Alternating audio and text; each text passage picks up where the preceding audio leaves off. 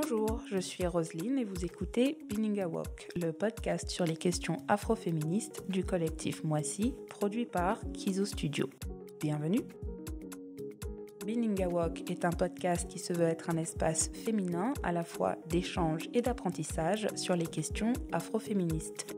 Son nom, Biningawok, qui signifie en étone « femme écoutée », illustre le cadre de l'émission, intimiste, militant et affirmatif envers les femmes noires.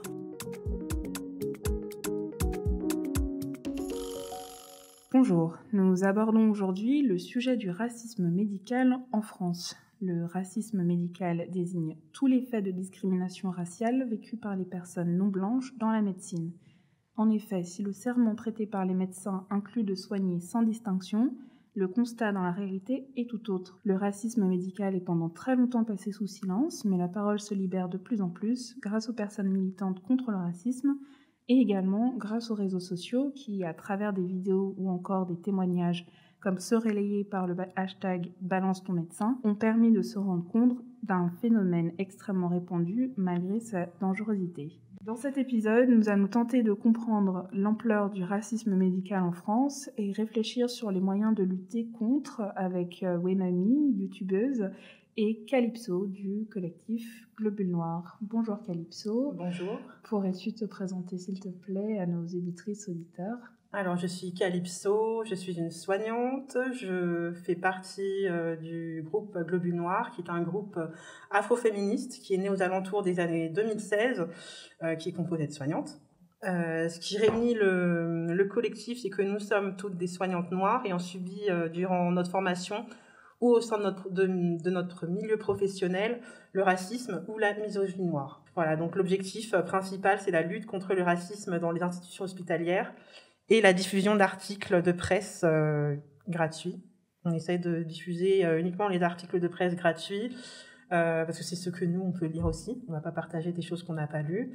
Donc, ce sont des articles sur le sujet, susceptibles d'intéresser les personnes qui nous suivent, donc des soignants, mais aussi des patients. Donc, on fait en quelque sorte de la veille, on s'informe, on cherche, on recherche, on diffuse sur les réseaux sociaux, parce que les réseaux sociaux permettent d'accélérer la diffusion d'informations et les échanges. Et donc, pour rentrer un petit peu plus dans le vif du sujet, la science, pendant très longtemps, a plaidé l'infériorité des personnes racisées et nié leur humanité. Est-ce que donc, partant de cela, on pourrait en déduire que la médecine est intrinsèquement raciste ? Pour moi, la médecine, elle s'est construite sur le dos des racisés et ça a des répercussions sur la prise en charge des personnes racisées. Il y a plusieurs exemples dans l'histoire qui montrent que les personnes racisées ont été déshumanisées. Donc, il y a par exemple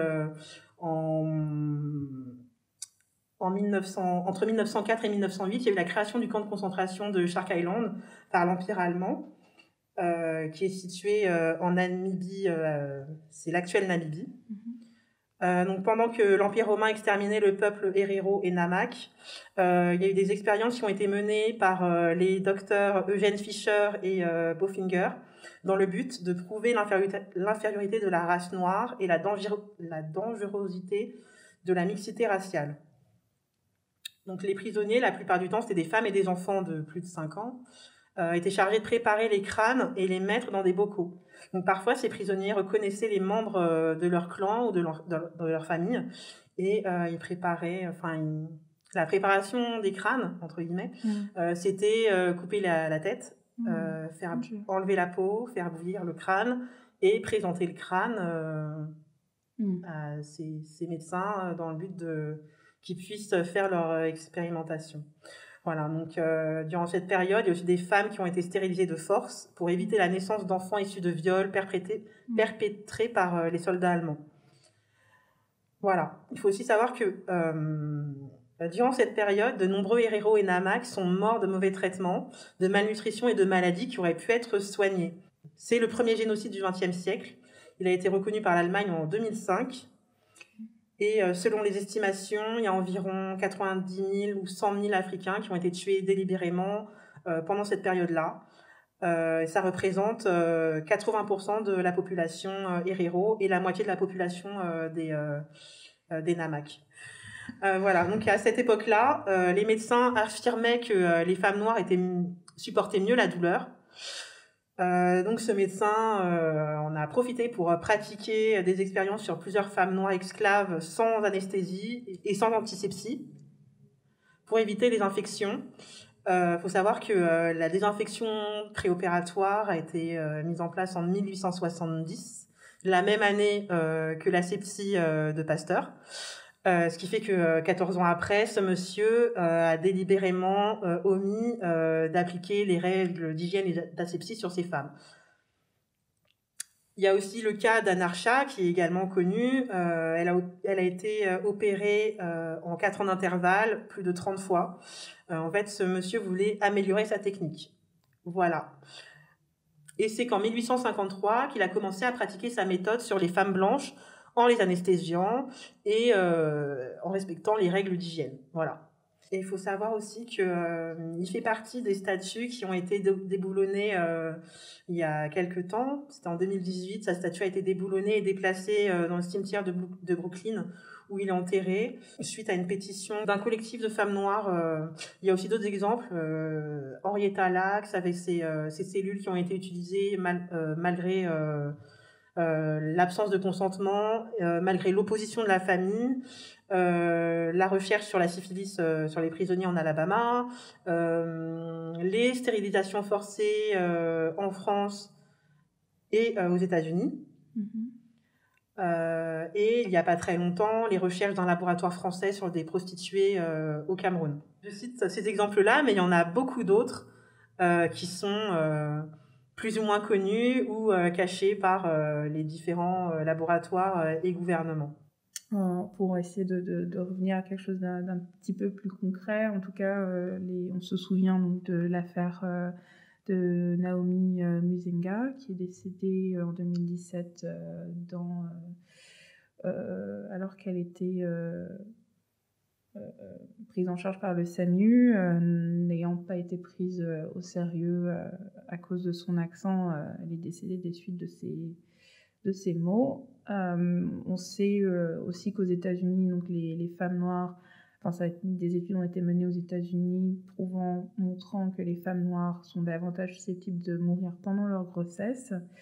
Donc ce lien entre ces études aux États-Unis, cette affaire dont on a entendu parler récemment ici en France,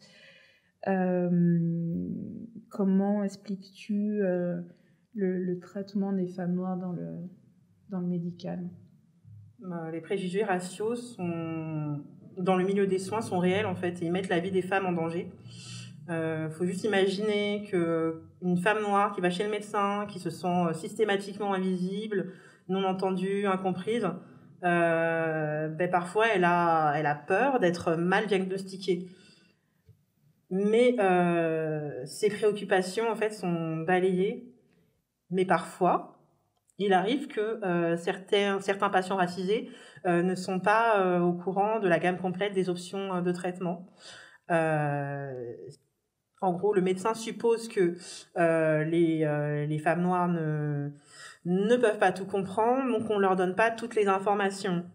Donc tout est remis en cause, en fait. La quantification de la douleur, par exemple, la manière dont les femmes noires l'expriment, de manière un peu trop excessive, ce que des gens ont appelé syndrome méditerranéen. Ah, ça a un nom, d'accord. Oui. Okay. Oui, en fait, le syndrome méditerranéen, pour donner la définition, c'est un stéréotype raciste en médecine où les patients noirs et arabes sont accusés d'exagérer leurs symptômes et leurs douleurs. C'est ce qui est arrivé donc à Naomi Muzenga. Ouais. Ce qui conduit au manque d'intérêt pour eux et un échec des soins médicaux dirigés vers ce peuple, vers ce groupe. Dirigés vers ce groupe. Ce stéréotype circule de manière informelle dans le milieu médical et n'a pas été prouvé scientifiquement. Il n'y a aucune donnée, aucune recherche là-dessus. Après, s'il en existe, moi, je n'en ai pas trouvé. En ce qui concerne la littérature anglophone, j'en ai pas trouvé. J'ai cherché sur Google, bêtement. C'est la première chose qu'on fait. Et j'ai pas trouvé d'études dessus. Donc voilà, c'est quelque chose qui n'existe pas. mais qui existe dans le... Oui, sans aucun fondement scientifique Voilà. aucun, juste un préjugé raciste, purement et simplement, et qui perdure et auquel apparemment le corps médical ne veut pas trop se confronter non plus. Ce qui est fort dommage, parce que un médecin, ça jure aussi, il y a le fameux serment d'Hippocrate, c'est protéger, ne pas faire de distinction voilà, oui. de distinction entre ses patients et tout faire pour le bien de son patient avant tout et principalement, quoi. Pas autre chose. Et si on se trouve victime de racisme médical, donc en tant que patient, patiente, y a-t-il des recours en justice disciplinaire, des choses, y a-t-il des choses que l'on puisse faire pour exprimer ça, hormis le hashtag balance ton médecin? Dans le contexte où la race sociale n'est pas reconnue par la loi, où les conséquences du racisme sur les personnes sont très peu mesurées ou en tout cas entravées par l'interdiction d'avoir des statistiques dites ethniques, il est très difficile pour une personne de faire reconnaître le facteur racisme lorsqu'elle estime qu'un soignant ou un établissement de santé lors d'une prise en charge, été raciste. En fait, s'il y a eu une erreur médicale, les personnes doivent se considérer comme blanches, en fait, et c'est pas normal. Globule Noir récolte des témoignages d'événements désagréables, de mauvaises expériences lors de consultations ou lors d'une hospitalisation, et il y a pas mal de personnes qui nous disent qu'un membre de sa famille a consulté un médecin et que finalement, il n'est pas retourné le voir, et 3-4 ans après, ce membre-là de la famille n'a toujours pas consulté, et il est décédé. Pourquoi ? Parce qu'il a cessé de consulter, parce qu'il a perdu confiance, et ça, en fait, c'est pas normal. Ça me fait penser donc à un projet que vous avez concocté avec le collectif, la liste de médecins racisés, justement. Tu parlais de perte de confiance. Lorsque on a eu une ou plusieurs expériences traumatiques dans le milieu médical, en tant que patient ou patiente, voilà, ça crée ça, et ça peut mener donc à ce que tu viens d'expliquer, un symptôme, des maux qui ne sont pas traités, pris en charge de suite. C'est ça. Et il y a un traumatisme qui est créé parce qu'on a vu quelqu'un qui s'est comporté d'une manière qui nous a fait sentir vraiment très très mal, au point un blocage complet, et des mois ou des années plus tard, ça se développe et on peut potentiellement en mourir. Et donc, bref, cette liste... Je vais faire une mise au point parce que j'attendais cette question. Je pense que toutes les personnes tous les journalistes qui m'ont envoyé des messages pour me parler des listes, messages auxquels je n'ai pas répondu, toutes les personnes sur Instagram, sur Twitter, sur Facebook qui me parlent des listes, c'est le moment. On n'a pas fait de liste. C'est un tweet qui nous a été attribué par erreur, qui a été repris par tous les médias sans avoir fait une simple recherche sur Google, parce que moi, je voulais savoir qui avait fait cette liste. Donc moi, j'ai pris la peine de chercher ce tweet. Et en fait, c'est une personne sur Twitter, je ne vais pas dire son pseudo, qui a diffusé le 1er août à 23h56 ce fameux tweet où il y avait écrit gynécologue en Île-de-France avec tous les noms, nom, prénom, adresse, voilà. Donc cette personne a diffusé une liste. C'est un document que tout le monde peut, à la demande, avoir auprès de cette personne et auprès d'autres personnes, parce que du coup, d'autres personnes se sont procurées cette liste et la diffusent.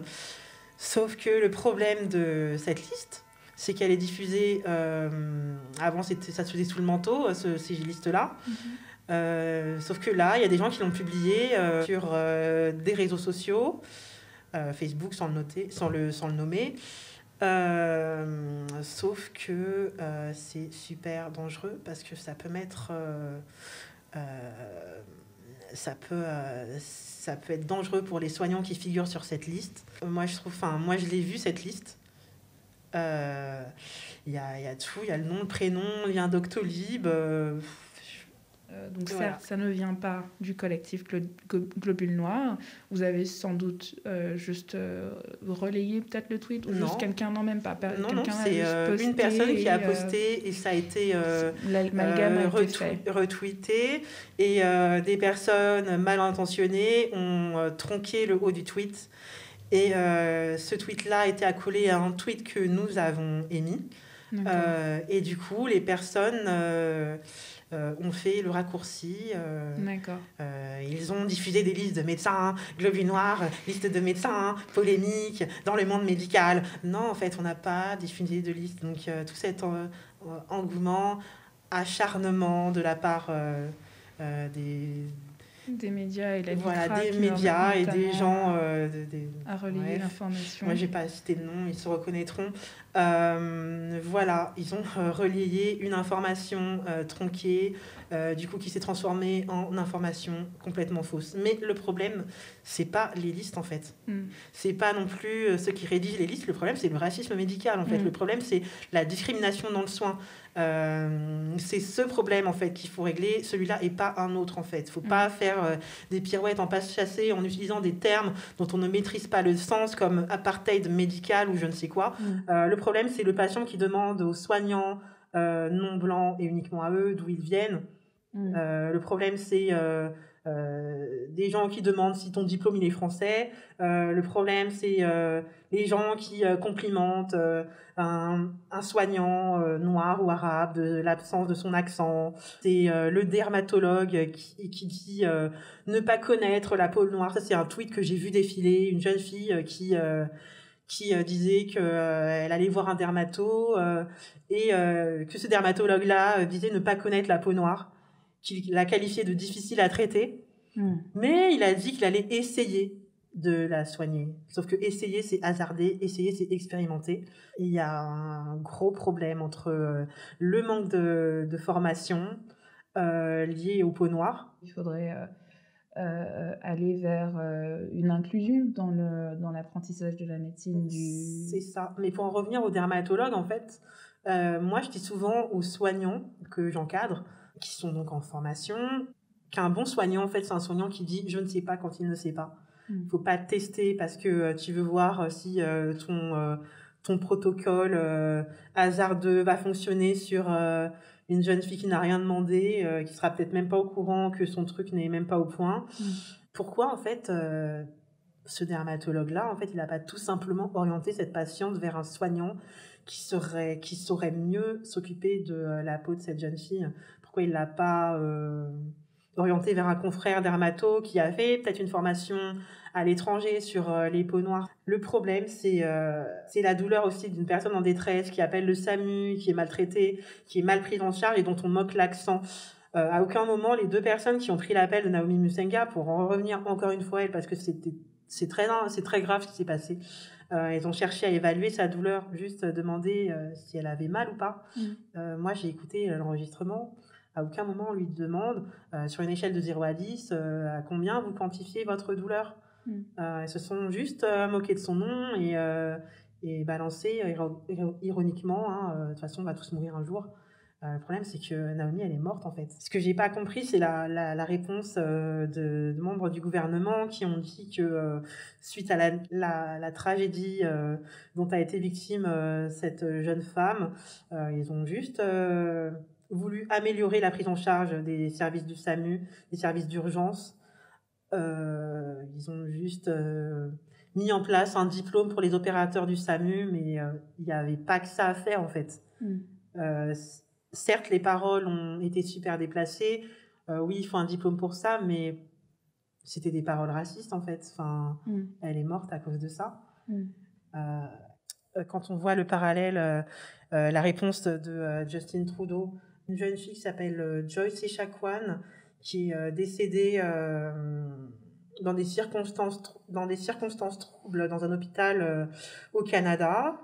Elle avait filmé ses derniers instants qu'elle a diffusés sur Facebook en direct. Et en fait, on entend bien les paroles racistes des deux infirmières.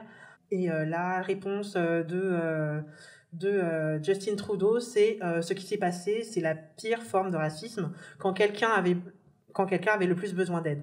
C'est un autre exemple de racisme systémique qui est tout simplement inacceptable au Canada.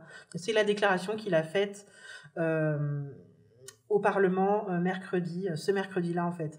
Et quand on voit ce que la ministre de la Santé française a dit lors du décès de Naomi Musenga, le parallèle, créer un diplôme pour les opérateurs du SAMU, je trouve que la réponse... c'est un peu... C'est slalomer, c'est éviter le problème, c'est... Voilà, c'est ne pas affronter les choses et je trouve ça vraiment dommage parce que c'est les personnes racisées après qui en pâtissent. Et dernière question, de quelle manière pourrait-on lutter concrètement, si possible, contre le racisme médical ? Déjà reconnaître le racisme médical, reconnaître qu'il existe. Il faut parler haut, il faut parler fort, il faut avoir assez d'énergie pour qu'on ne vous fasse pas taire. Chose que certaines personnes ont essayé de faire avec Globule Noir. Manque de bol, ça a pas fonctionné. Il y a des gens qui sont morts par négligence et ces morts sont des morts de trop en fait. Faut créer des formations sur la culture et le soin. Faut créer des formations sur le racisme médical.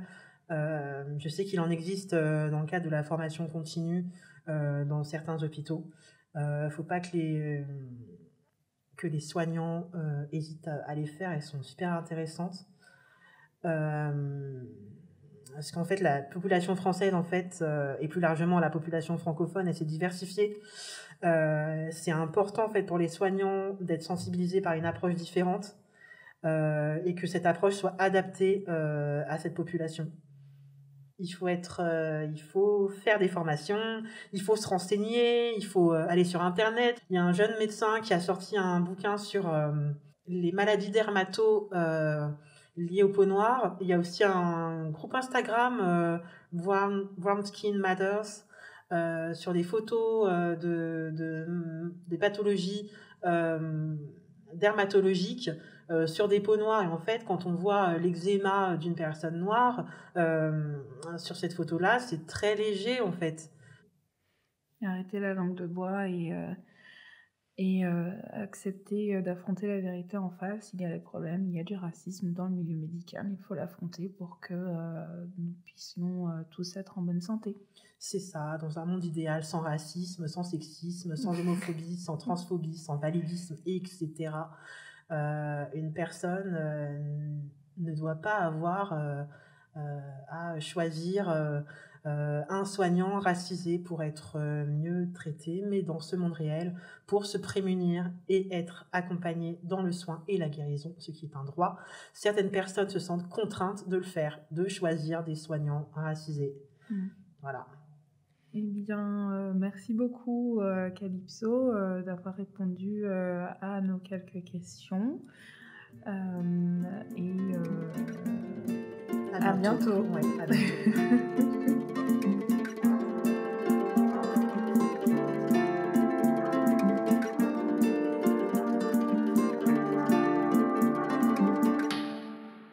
Pour la deuxième partie de notre épisode sur le racisme médical, Wimani, youtubeuse, nous a rejoint. Bonjour Wimani, pourrais-tu s'il te plaît te présenter à nos auditeurs, auditrices, rapidement en quelques mots?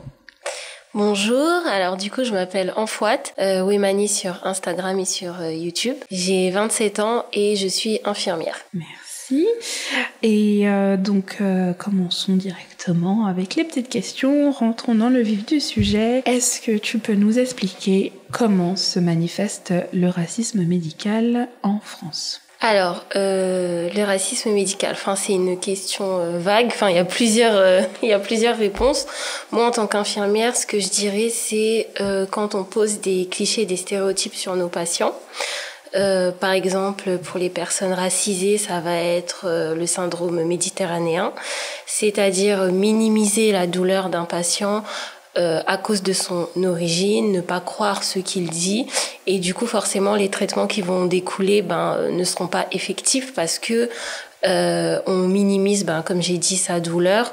Donc on va lui donner des antidouleurs qui ne suffiront pas et on ne va pas croire la parole du patient juste parce que voilà, le patient est racisé. Oui, c'est la principale forme ou manière dont se manifeste effectivement ce racisme.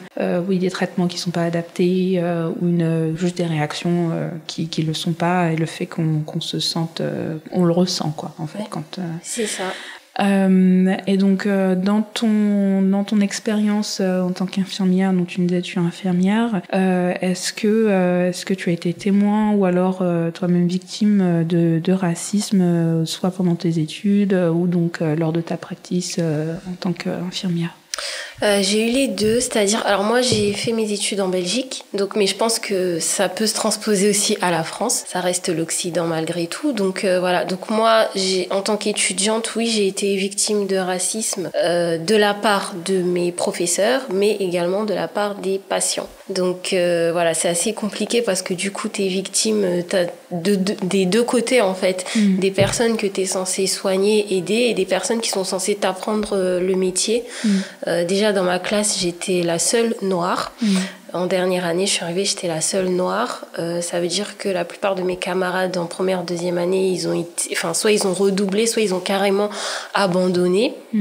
À cause de ça, à cause du racisme, donc j'étais pas la seule victime, et j'étais dans une petite ville en Belgique, donc peut-être ça explique la chose. Et en fait, moi de la part en tout cas de mes profs, c'était pas frontal, ça veut dire qu'ils vont pas directement tu vas pas le ressentir directement, mais tu vas bien voir qu'il y a une différence de comportement par rapport à tes camarades.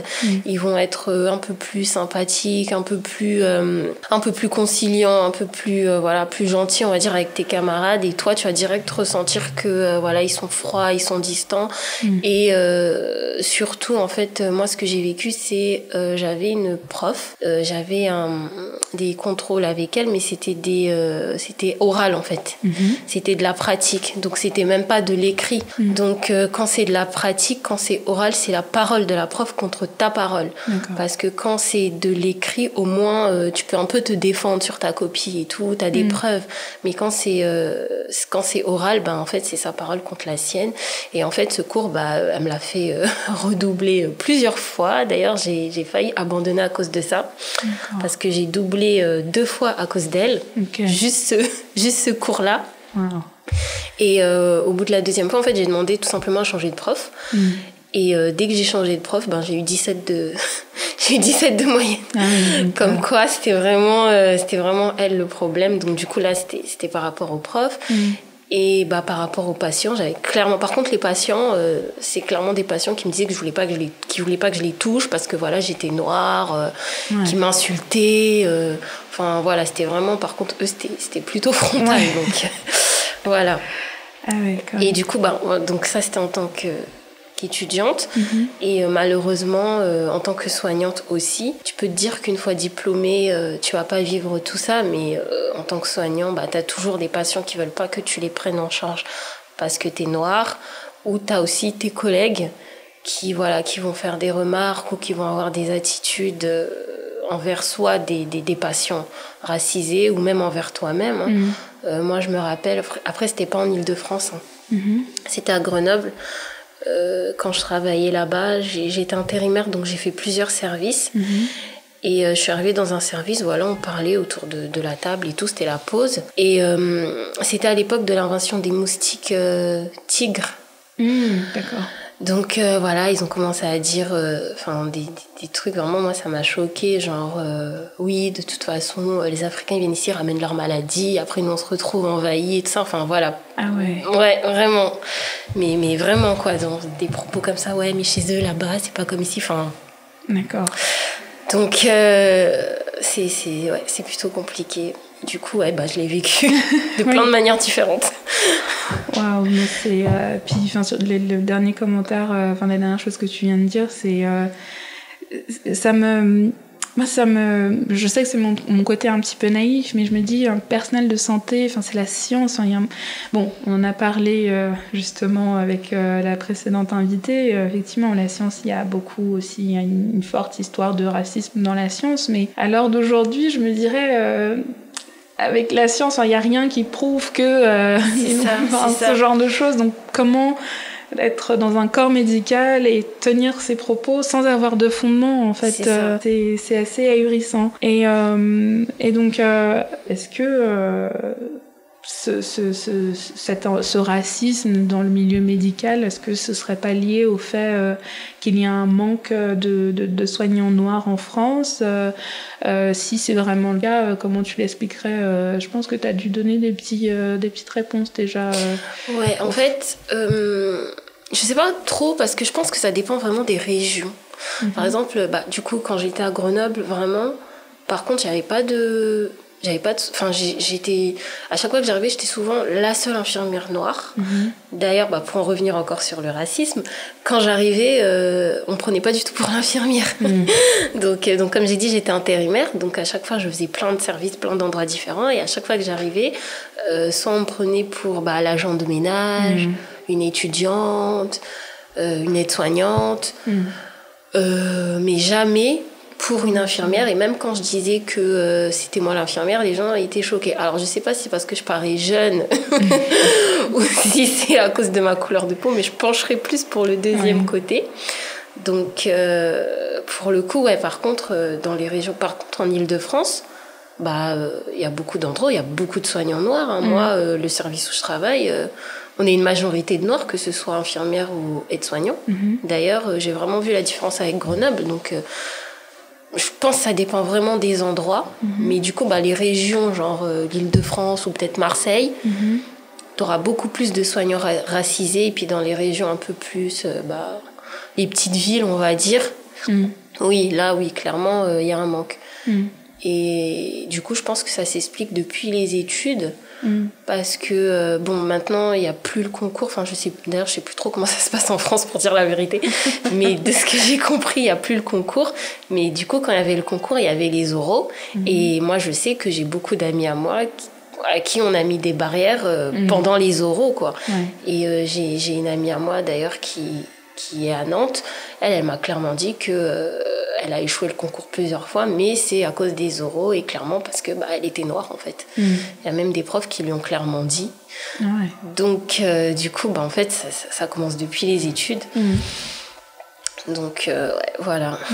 Il y a vraiment un gros blocage de fait dès ce moment-là. Et effectivement, et comme tu disais aussi, il y a beaucoup d'étudiants qui, même si ils ont passé le cap des oraux, ils ont commencé leurs études, et ils vont rencontrer un racisme par les professeurs, l'ensemble du corps qui est censé t'éduquer et qui te met des bâtons dans les roues. Et du coup, tu lâches. Et donc, derrière, on se retrouve avec moins de personnes racisées qui peuvent... C'est ça. Mais qui ne peuvent pas représenter du coup cette population-là, quoi. Et sinon, j'ai perdu le fil de ma pensée. C'est tellement ahurissant en même temps. Oui, j'ai l'impression que ça t'es vraiment bouleversée. Oui, vraiment, on tombe des nues mais ça me faisait penser à ce que ma mère est pharmacienne et moi c'était dans les années 70 qu'elle a fait ses études en France et je me souviens, elle m'avait déjà dit que à l'époque quand ils faisaient des travaux de groupe, des TP, donc vous êtes dans un groupe où a priori vous avez la même note tout le monde, mais en fait non, elle avait presque jamais la même note que les autres, elle avait toujours moins, alors que c'était un travail de groupe. Et c'est les années 70, ma mère est quelqu'un de très très très très calme, donc on n'est pas offusqué, mais voilà, de se dire que ce genre de pratique perdure, similaire, c'est ahurissant, c'est vraiment ahurissant. Et sinon, donc oui, pour en revenir justement donc aux praticiens racisés, qu'est-ce qu'ils pourraient faire pour améliorer la prise en charge des personnes racisées, justement, quand on se retrouve dans un service où il y a des personnes racisées Alors c'est un peu compliqué parce que on choisit pas les personnes qu'on soigne. Ça veut dire que moi je peux pas dire je vais prendre que les patients noirs et m'occuper d'eux. C'est pas possible. Et d'ailleurs c'est pas ce qu'il faut faire. Moi je pense que tout passe par l'éducation en fait. C'est peut-être compliqué d'éduquer un patient sur le racisme parce que souvent c'est des personnes âgées et on sait très bien que les personnes âgées c'est un peu beaucoup chaud. Ça va être très dur. Voilà, ça va être très dur. Mais par exemple, tout simplement ses collègues en fait. Moi je sais que parfois quand certains ils avaient des remarques qui se faisaient pas, je leur dis directement, que ce soit envers des noirs ou envers des personnes, parce que je suis noire donc je vais parler des noirs, mais ça peut être envers les arabes, ça peut être envers des indiens, des pakistanais, enfin voilà, il y a toutes sortes de personnes racisées et si tu vois que par exemple ton collègue il a des remarques un peu limite et tout, tu peux, après je dis pas de faire des grandes théories et tout, mais c'est simple un peu de remettre un peu en question les gens et de leur faire réfléchir sur ce qu'ils ont dit. Donc je pense que ça passe beaucoup par là. Après je sais pas trop si c'est vraiment aux soignants racisés je pense que c'est vraiment un problème plus profond et plus général et c'est un peu compliqué d'essayer de le résoudre. Mais voilà, chacun peut faire pas à pas un petit peu. Après, je parle des soignants racisés, mais aussi les soignants non racisés qui sont nos alliés et qui peuvent aussi se permettre d'éduquer leurs confrères ou leurs consoeurs à ce sujet-là. Et voilà, je trouve que c'est assez important quand même. J'imagine aussi, c'est bien que tu parles des alliés, effectivement. S'il y en a qui nous écoutent, que vous êtes dans le milieu médical, n'hésitez pas à venir aller au secours de vos consoeurs et confrères et d'éduquer, parce qu'effectivement, c'est une lutte qui va bien sûr au-delà du système du milieu médical, le racisme, voilà. Et ce serait injuste que ce combat ne repose que sur les épaules des victimes au final. Oui, voilà, c'est ça en fait. C'est ça le truc, c'est que déjà on est victime de racisme et puis après c'est logique, faut essayer d'un peu, mais on devrait pas être les seuls en fait à se battre contre ça. Oui, surtout que on vit la France est multicolore, donc vivons ensemble et travaillons ensemble, ceux qui sont alliés et qui veulent travailler vers ça. Rejoignez la lutte et les rangs. Exactement. Et sinon, est-ce que tu aurais des conseils à donner à des personnes donc noires en études médicales ou qui s'y intéressent pour faire face justement à ce racisme qui les vise, qui vise donc des patients Alors déjà, en règle générale, c'est des études très difficiles. Je sais qu'il n'y a pas très longtemps, il y avait eu un hashtag sur Twitter, d'ailleurs, à ce sujet-là, d'étudiants, infirmiers, aides-soignants, qui parlaient de ce qu'ils subissaient en stage, parce que la majorité des étudiants, leur stage, ça se passe pas très bien. Je pense qu'il y a un profond mal-être, en fait, dans le milieu médical. Les conditions de travail et tout, c'est compliqué, et malheureusement... les étudiants en pâtissent. Et donc, déjà, je pense qu'en règle générale, c'est compliqué. Et je sais que pour un étudiant racisé, c'est encore 2 fois plus compliqué. Parce que du coup, il doit faire face au racisme de ses profs, de ses tuteurs et tout. Et en plus, en tant qu'étudiant, tu peux pas trop te permettre de parler. Voilà, moi, maintenant, je suis infirmière, donc je peux me permettre... Mais quand j'étais étudiante, je me permettais pas trop de parler. Donc, c'est assez compliqué, mais... Ce que je veux dire, c'est que si c'est vraiment une vocation, parce qu'avant tout, c'est une vocation, ce métier, en fait. On le fait pas pour l'argent, vu nos salaires. On le fait pas pour l'argent. Malheureusement. Voilà. On le fait parce qu'on aime prendre soin des gens, on aime profondément les gens et que... et participer au bien-être de quelqu'un, c'est un sentiment vraiment incroyable. Donc, vraiment, si c'est quelque chose... que tu aimes, que tu as envie d'en faire ton métier et tout, vraiment, la seule chose que je peux dire, c'est de s'accrocher parce que ça va être compliqué. Moi, j'ai failli abandonner plein de fois, mais j'ai de la chance d'être bien entourée, donc de s'entourer de personnes bienveillantes et surtout de parler. En fait, faut pas garder les choses pour soi. C'est pour ça que je parle du hashtag sur Twitter, parce qu'il y avait plein de témoignages et puis je voyais les gens se réconforter entre eux et tout, donc je pense que c'est important d'en parler. Voilà, en tant qu'étudiant, c'est un peu compliqué de faire des vagues. Par contre, quand tu es diplômé et que tu travailles, là, tu peux te permettre de remettre en place certaines personnes. Et du coup, là, ce que je dirais, c'est que, en fait, dès qu'il y a la première remarque déplacée, il ne faut pas laisser passer. Parce que si tu laisses passer, les gens, en fait, ils vont commencer par te prendre le doigt, après la main, après le bras, et après, tu vas te retrouver comme l'ami noir. Voilà, sans t'en rendre compte. Alors que si, dès le début, tu mets des barrières, et les personnes vont savoir ce qu'ils peuvent se permettre avec toi. Et puis, il ne faut pas oublier que, de base, on ne va pas au travail pour se faire des amis, en fait. Donc voilà, il faut aussi penser à son bien-être, à sa santé mentale et pas toujours je me tais et tout nanani parce que prendre tout le temps sur soi, c'est compliqué. Donc c'est comme ça qu'on arrive au burn-out. Exactement. Comme j'ai dit, déjà c'est difficile. Donc si en plus tu dois te taper les remarques racistes de tes collègues ou encore les patients, je suis un peu plus indulgente parce que les patients, je vais pas dire que c'est normal, mais quand une personne elle est en souffrance, c'est les pires côtés qui ressortent. Donc voilà, tu peux remettre en place un patient, mais tes collègues, c'est les personnes avec qui tu vas travailler chaque jour en fait. Et puis le principe, c'est vous êtes des équipes, les équipes, ça doit travailler ensemble. C'est ça, c'est un métier où tu peux pas travailler seul. Vous êtes obligé d'être solidaire dans tout. Donc c'est très important. Et tu disais que toi tu as fait tes études à Bruxelles, mais est-ce que tu serais au courant s'il y a des espèces de groupes d'étudiants ou des collectifs d'étudiants qui se seraient mis ensemble pour justement espèce d'avoir des groupes de soutien? Des groupes de soutien. Alors moi je sais qu'on avait des groupes à l'école, mais c'était pas sur le racisme, c'était pour l'école en fait, tout simplement. Alors je pense que ça doit certainement exister, c'est même sûr. J'ai pas de nom en tête, mais je suis certaine qu'il doit y avoir justement des groupes de soutien et tout, des choses un peu qui sont mises en place pour pouvoir libérer la parole et parler à ce sujet-là. Par contre, c'est une bonne question, je me renseignerai peut-être dessus.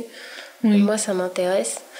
Et en tant que soignant racisé, par contre, je sais pas s'il y a des groupes de soutien d'infirmières racisées qui parlent de ça, parce que honnêtement, au travail, on parle pas trop du racisme. Après, moi, je suis en Île-de-France, donc on est beaucoup de racisés entre nous.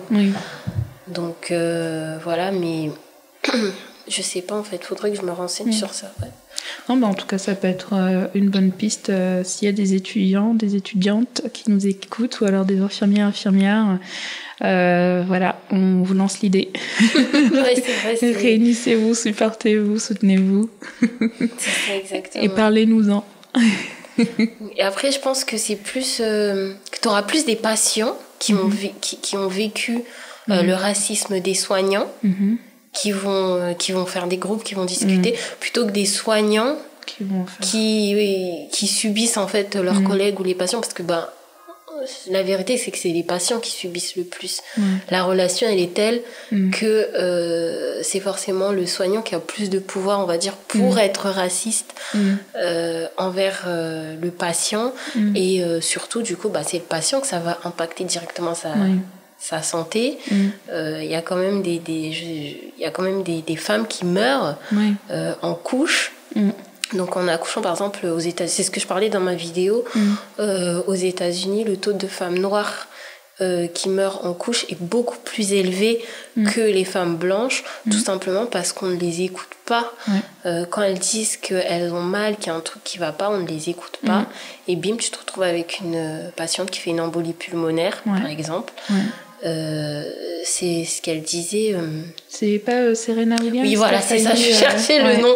C'est ce qu'elle expliquait, que voilà, elle sentait qu'il y avait quelque chose qui allait pas et elle a dû insister pour qu'on l'écoute. Et encore, c'est Serena Williams, tu vois.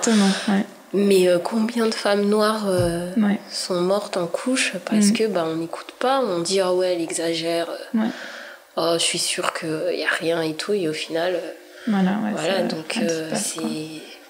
Il y a Naomi Muzenga qu'on n'oubliera pas, pareil, juste à cause de son accent. Et qui appelle au téléphone et direct on néglige sa parole. Et d'une manière, c'était vraiment... Ouais, voilà, franchement, cette histoire, ça m'a tellement choquée que... et je me dis, c'est celle qu'on connaît, mais combien on l'ont vécu, en fait. Ouais. Et la précédente invitée, Calypso, qui expliquait aussi le fait que, effectivement, quand on... si un patient n'est pas pris au sérieux, n'est pas pris en charge tout de suite, Naomi Muzenga, elle est morte dans l'immédiat, mais ça peut être quelqu'un qui va avoir peur de retourner chez le médecin, qui va être complètement traumatisé des médecins et qui du coup va laisser une pathologie se développer et s'installer, et voilà, des mois, des années plus tard en décéder. C'est exactement ça. T'as pas confiance. C'est quand même dur de ne pas avoir confiance aux médecins, au système de santé qui est censé te soigner. Surtout que c'est un droit. Bien sûr. Donc, même si maintenant ça va devenir payant les urgences. Ça, c'est un autre débat. Mais tout ça pour dire que franchement, on est soignant et dans nos études, on nous apprend que la douleur... C'est vraiment le truc à pas négliger chez un patient, et j'arrive pas à comprendre qu'en tant que soignant, tu négliges la douleur d'un patient, en fait. Et après avoir fait le serment d'Hippocrate, même s'il n'a valeur que de symbole, l'idée c'est de ne pas faire de distinction dans ses patients, et avant tout le bien-être de son patient doit prôner sur tout, quoi. Exactement. Et ça, même ça, apparemment, oui, c'est vraiment valeur juste symbolique, les gens... ouais, c'est ça, c'est comme, par exemple, quand t'as un patient noir et que tu vas dire ah ouais, j'arrive pas à lui faire la prise de sang, tu vas t'acharner juste parce qu'il est noir et tu vois pas les veines. Mais en fait, les veines, t'es pas censé la voir, t'es censé la sentir. Donc, qu'il soit noir, blanc, c'est pas grave, en fait. Si tu es une bonne infirmière, un bon infirmier, tu dois perfuser ou faire ta prise de sang. C'est parce que le patient il est noir que déjà tu vas t'acharner sur la personne en mode t'arrives pas et tout. Moi, je me souviens d'ailleurs, une fois... Bon, alors moi, apparemment, mes veines vrillent. Je sais pas dans le milieu médical quelle valeur ça a, mais je me suis fait piquer à gauche, à droite. Elle y arrivait pas. Et finalement, on m'a fait la prise sur la main, quoi. Ça fait mal. Je suis rentrée chez moi, je pouvais plus. Ça fait mal. Donc bon, je ne sais. Bon, elle essayait. Hein. Donc après, je sais pas si les veines qui vrillent, c'est un vrai truc, mais... Oui, les veines peuvent rouler, c'est les vrai. Veines, d'accord, c'est un vrai truc. Ok, je me suis pas fait... Je me suis pas fait charcuter. D'accord. Mais ouais, moi j'ai remarqué que souvent nos patients noirs, ils ont plein de bleus, ils ont plein de... ça se voit qu'on les a charcutés, les pauvres. Ça charme. Franchement... C'est, j'ai eu quand même des infirmières, prise de sang, boum, tac. Ouais. C'était fait, quoi. Direct. Donc, C'est ça. Ah là. Du travail, beaucoup de travail. Mais bon, il y a l'espoir, on en parle, c'est un début. Bien sûr, la route est encore longue, il y a eu quand même un peu de progrès, quand on voit l'histoire de la médecine et comment c'est ça. Les Noirs ça commence ont été traités, petit à petit. Alors là, on parlait beaucoup des violences obstétricales. Et je me dis que quand tu es une patiente noire, ça doit être encore 2 fois pire, du coup. Et c'est un peu ironique, sachant que c'est au détriment des femmes noires que cette science-là et tout, elle a pu évoluer et être à ce niveau-là. Donc c'est vraiment ironique de voir que en fait, jusqu'à aujourd'hui, il y a des femmes noires qui meurent juste parce que c'est des femmes noires, en fait. Ouais. Je pense qu'on va finir sur cette forte phrase. Je pense que c'est bien que de laisser tout le monde un petit peu réfléchir là-dessus. Exactement. Eh ben, merci beaucoup, Wimani. d'être venue aujourd'hui. Merci beaucoup de m'avoir invitée, ça m'a fait plaisir. Et c'était une première fois, donc j'espère que ça a été... Ah, mais de mon côté, nickel. Je parle beaucoup, donc voilà. C'est la raison pour laquelle on t'a invitée. Merci beaucoup. Merci.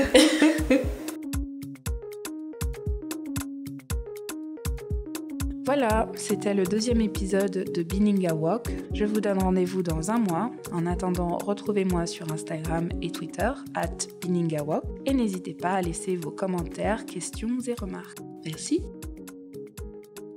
Kizou Studio est un studio de production militant et bénévole. Vous pouvez proposer vos idées de podcast ou nous soutenir en faisant un don sur kizoustudio.org.